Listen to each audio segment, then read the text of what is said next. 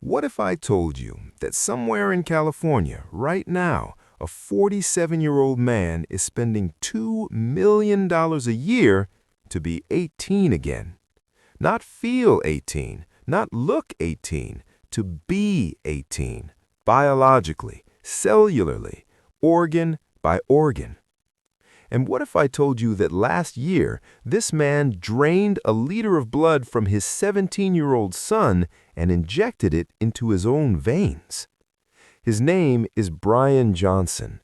He's a tech millionaire who sold his company for $800 million, and he has declared war on death itself.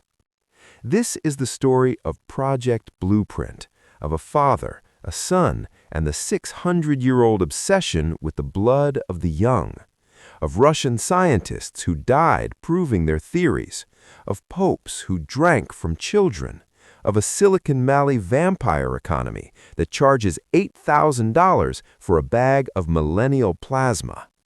And it's the story of what happens when unlimited money meets humanity's oldest fear, the fear of ceasing to exist. Welcome to the rabbit hole.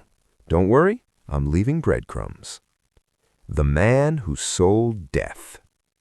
To understand why a man would harvest his own child's blood, you have to understand who Bryan Johnson was before he became the most measured human in history. Picture this: Provo, Utah, 1977. A Mormon kid grows up on a farm harvesting alfalfa and corn. He serves his mission in Ecuador. He gets married, has 3 kids, founds a payment processing company called Braintree in 2007.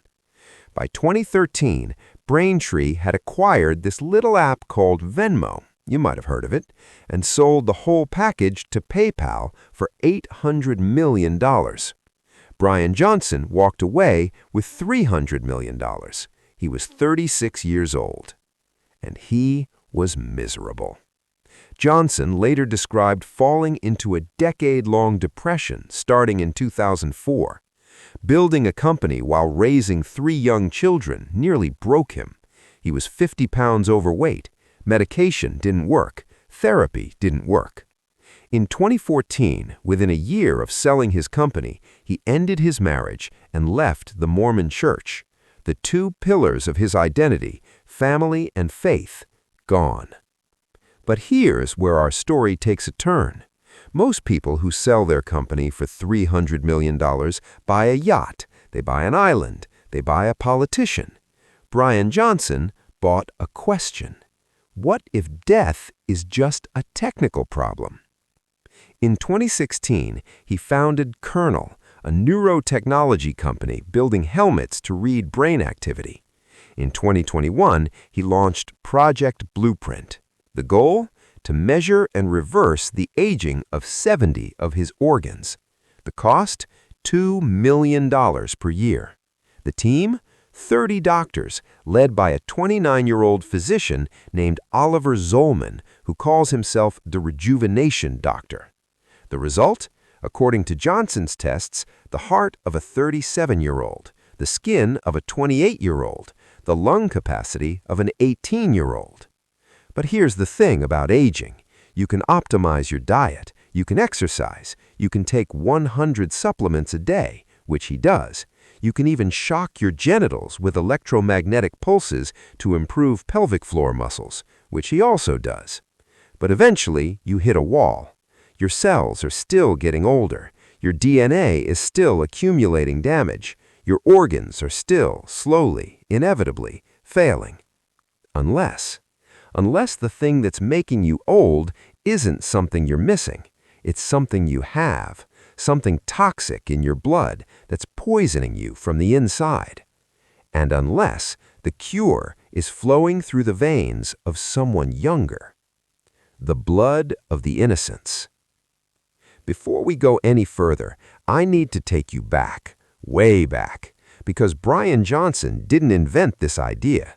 He just put a Silicon Valley price tag on something humans have been obsessed with for centuries.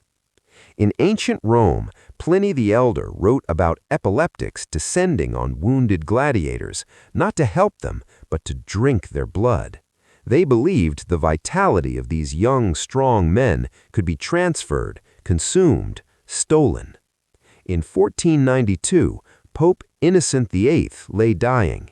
A Jewish physician proposed a treatment: the blood of 3 10-year-old boys transfused directly into Pope's veins. The boys died, likely from air bubbles introduced into their bloodstream. The Pope died anyway. In the late 1500s, Hungarian Countess Elizabeth Bathory was accused of torturing and killing as many as 600 young women. Her method? Draining their blood. Her motive? She believed bathing in and drinking the blood of virgins would preserve her youth. She's known as the Blood Countess. Some historians think she inspired Bram Stoker's Dracula. But our story gets scientific in 1928. Enter Alexander Bogdanov, Russian physician, philosopher, Bolshevik revolutionary, and Lenin's former rival for control of the Communist Party. Bogdanov founded the USSR's first Institute of Blood Transfusion. He believed in something he called physiological collectivism, the idea that if an old person and a young person exchanged blood, both would benefit. The old would gain vitality. The young would gain, well, actually, the young didn't gain much, but Bogdanov thought it was altruistic, communist even. He performed 11 blood exchanges on himself. He claimed to feel younger, stronger, healthier. The 12th exchange killed him. The student he exchanged blood with had tuberculosis and malaria, or maybe it was an immune reaction. Either way, 3 hours after the transfusion, Bogdanov developed a fever. He began vomiting. He documented his own symptoms until he lost consciousness. He died on April 7, 1928, at age 54. So, why nearly a century later would anyone try this again? Because of mice. Specifically, because of something called parabiosis. In 1864, a French scientist named Paul Bert figured out how to sew 2 mice together so they shared a circulatory system. In the 1950s, researchers at Cornell used this technique to connect old rats to young rats. The results were shocking. The old rats got younger. Their muscles regenerated. Their hearts improved. Their brains formed new connections. In 2005, researchers at Stanford University revived this research. They called it heterochronic parabiosis, connecting young mice to old mice. The results made headlines around the world. Old mice exposed to young blood showed improved muscle regeneration, better heart function, enhanced cognitive abilities. Even their sense of smell improved. Something in young blood, some protein, some factor, was reversing aging. In 2013, a team at Harvard, led by Amy Wagers, identified a protein called GDF11. They claimed this was the factor, the youth protein, the thing in young blood that made old animals young again. Science named it Breakthrough of the Year in 2014. A biotech company called Elevion launched with $5.5 million in funding to develop GDF11-based drugs. Then, in 2015, researchers at Novartis tried to replicate the Harvard results. They couldn't. In fact, they found the opposite. GDF11 levels actually increase with age, and injecting GDF11 into mice made their muscles worse, not better. The scientific community erupted in controversy. Were the Harvard studies wrong? Were the Novartis studies wrong? Was GDF11 the answer, or was it something else entirely? While scientists debated, entrepreneurs moved in. In 2017, a 34-year-old Stanford Medical School graduate named Jesse Karmazin launched a company called Ambrosia, named after the food of the Greek gods that granted immortality. The business model was simple: Charge people $8,000 for 1 liter of plasma from donors aged 16 to 25, $12,000 for 2 liters. Karmazin claimed participants looked and felt younger, that their biomarkers improved, that it might even reverse cancer, heart disease, Alzheimer's. He never published his data. In February 2019, the FDA issued a statement. There is no proven clinical benefit of infusion of plasma from young donors to cure, mitigate, treat, or prevent these conditions. Treatments using plasma from young donors have not gone through the rigorous testing that the FDA normally requires. Ambrosia shut down, then reopened, then shut down again. Karmazin started a new company called IV Plasma, same business, different name, still operating today. Which brings us back to Bryan Johnson. Because while the FDA was warning consumers against young blood transfusions, Johnson was screening Donors, looking for the perfect blood boy, someone with ideal body mass index, no diseases, healthy lifestyle. And then he realized he didn't need a stranger. He had something better. He had a son. The world's first multi-generational plasma exchange. May 2023, Resurgence Wellness, a medical spa near Dallas, Texas. 3 generations of the Johnson family walk into a clinic. Bryan Johnson, 46, his son Talmadge, 17, his father Richard, 70. What happened next was, according to Johnson, the world's first multi-generational plasma exchange. Here's how it works. A liter of blood is drawn from the donor. That's about 20% of your total blood volume. The blood is spun in a centrifuge, separating it into components: red blood cells, white blood cells, platelets, and plasma. The plasma is the liquid gold, straw-colored, protein-rich, carrying hormones and nutrients and signaling molecules. Talmadge donated his plasma to his father Bryan. Bryan donated his plasma to his father Richard. 3 men, 2 transfusions, 1 family, literally sharing their bloodline. Johnson documented everything. He posted photos holding bags of his own plasma, calling it liquid gold. He tweeted about the procedure. He invited journalists from Bloomberg to watch. The internet exploded.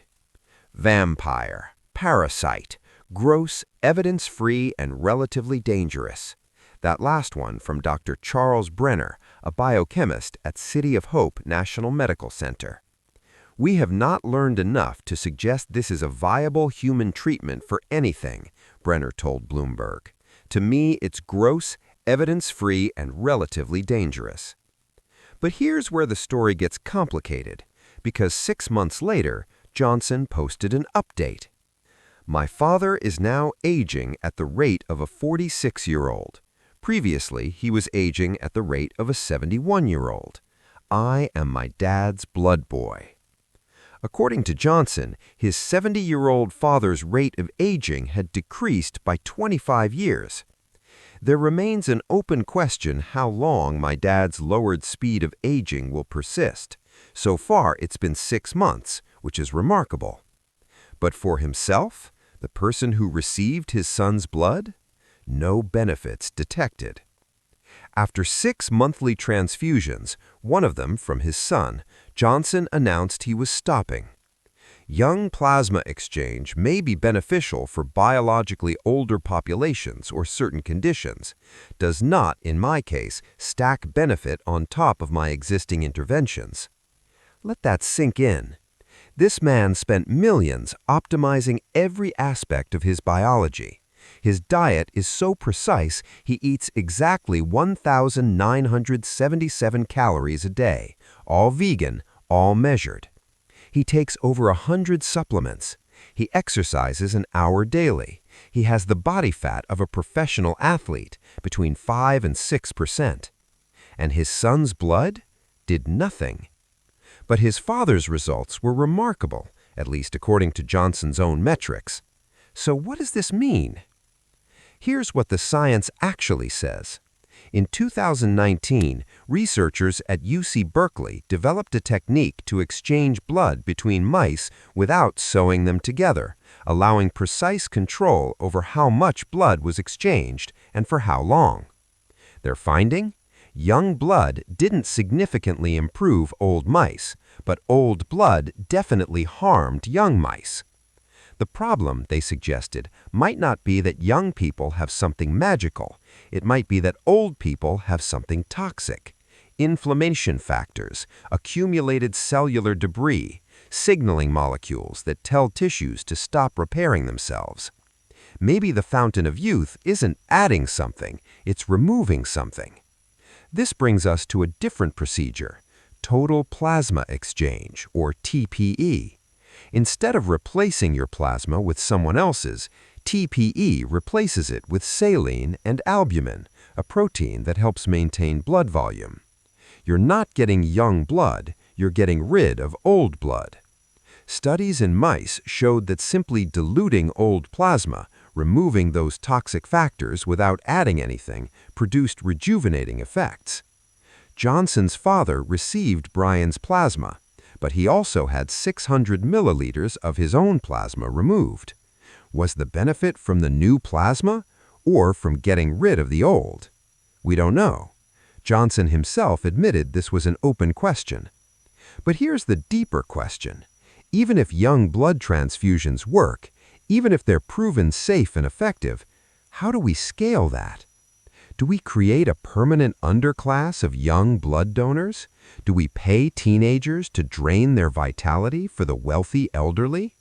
The 2019 FDA warning wasn't just about safety. It was about ethics, about not creating a market for human body parts. Johnson's response has been to open source everything. He publishes his entire protocol online, every supplement, every meal, every procedure. He sells a blueprint stack for $333 a month, giving people access to his basic nutritional regimen. He says he's not doing this for himself, he's doing it for humanity, to prove that aging is optional, to show us the way to a future where we can choose how long we live. What I do may sound extreme, he told Bloomberg, but I'm trying to prove that self-harm and decay are not inevitable. And here's the thing, some of his results are genuinely impressive. His speed of aging is 0.64, slower than 99% of 20-year-olds. His cardiovascular fitness is in the top 1% among 18-year-olds. His inflammation markers are remarkably low. His doctor, Oliver Zollman, admits, "We have not achieved any remarkable results. In Bryan, we have achieved small, reasonable results, and it's to be expected." Small, reasonable, not miraculous, not immortal, just better. Maybe that's enough. Maybe the goal isn't to live forever. Maybe it's to live well while we can, to compress morbidity, to spend less time sick and dying at the end of life. Or maybe Bryan Johnson is right. Maybe we're on the cusp of something revolutionary. Maybe in 50 years we'll look back at his blood transfusions the way we look back at the first heart transplants. Strange, risky, but ultimately the beginning of something world-changing. Or maybe we'll look back and see a wealthy man who couldn't accept the natural order, who spent millions fighting a battle he couldn't win, who turned himself into a medical experiment. For what exactly? 5 extra years? 10? The breadcrumb trail. So here's the breadcrumb trail I promised you. We started with a drop of blood. We traveled through ancient Rome, where ecliptics drank from gladiators, through the Vatican, where a pope sacrificed 3 boys for a few more days of life, through Transylvania, where a countess bathed in virgin blood, through Soviet Russia, where a communist scientist died proving that youth could be shared. We ended up in California, where a tech millionaire drains his son's veins in a $2 million quest to be 18 forever. The thread connecting all these stories isn't science, it's fear. The fear of death, the fear of irrelevance, The fear that our time is running out and we haven't done enough, seen enough, been enough. Bryan Johnson looked at that fear and said, "I'll fight it with everything I have, with my money, my body, my son's blood." You can call him a vampire, you can call him a fool, you can call him a visionary, but you can't say he didn't try. In the end, the question Bryan Johnson raises isn't about blood transfusions or supplements or penis shockwave therapy. It's about what it means to be human in an age where technology promises to rewrite the rules of biology. Do we accept our mortality as the price of being alive, or do we fight it with every tool at our disposal, no matter how strange, how expensive, how desperate? There's no right answer. There's only the choice each of us makes, to age gracefully, to rage against the dying of the light, or to find some middle path, living well while we can and letting go when it's time. Bryan Johnson has chosen his path. He's walking it publicly, transparently, obsessively. He's given us data, documentation, debate. Whether he's showing us the future or a dead end, only time will tell. And time, as we all know, is the one thing he's trying to buy.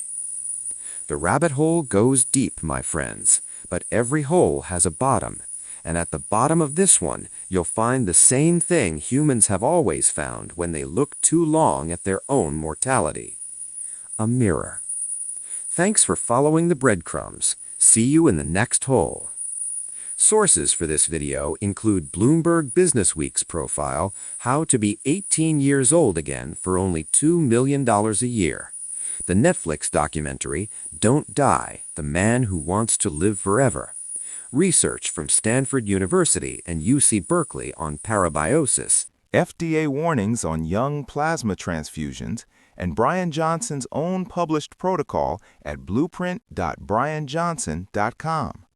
If you enjoyed this deep dive, subscribe for more rabbit holes. And remember, stay curious, stay skeptical, and always leave a trail.